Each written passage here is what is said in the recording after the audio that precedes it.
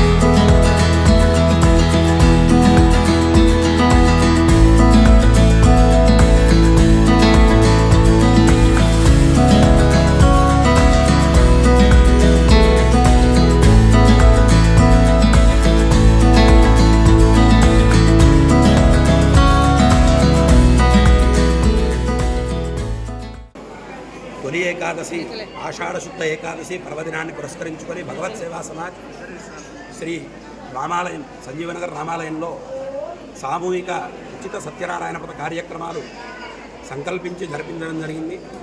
ముఖ్యంగా శ్రీమన్నారాయణుడు శేషపాన్పుపై శయనించేటువంటి ఏకాదశిగా ఈ ఏకాదశిని శయన ఏకాదశిగా కూడా చెప్తున్నారు.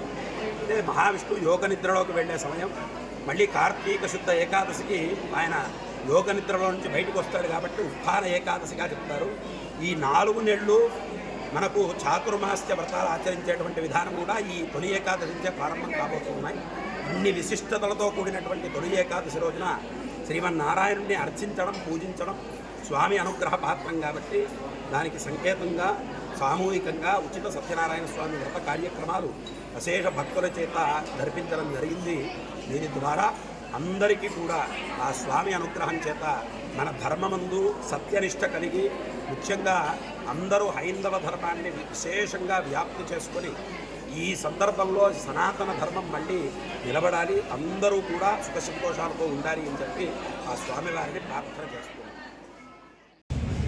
భగవత్ సేవా సమాజ్ వారి ఆధ్వర్యంలో నిర్వహించబడుతున్న సంజీవనగర్లో వెళ్తున్న కోదండరామాలయంలో శ్రీ లక్ష్మీ వెంకటేశ్వర స్వామికి తొలి ఏకాదశి సందర్భంగా ఉదయం 7 గంటల నుంచి విశేష అలంకారంతో దర్శనం ఏర్పాటు చేయడం జరిగినది. ఇంతవరకు అనేక మంది భక్తులు స్వామివారిని దర్శించడం జరిగినది. అదేవిధంగా ఉదయం 10 గంటలకు సామూహిక ఉచిత సత్యనారాయణ స్వామి వ్రతం అనేక మంది దంపతుల చేత చేయించడం జరిగినది. ఈ యొక్క లోక కళ్యాణార్థం జరిగే కార్యక్రమంలో పాల్గొనే ప్రతి ఒక్క భక్తునికి ఆ దేవదేవుని ఆశీస్సులు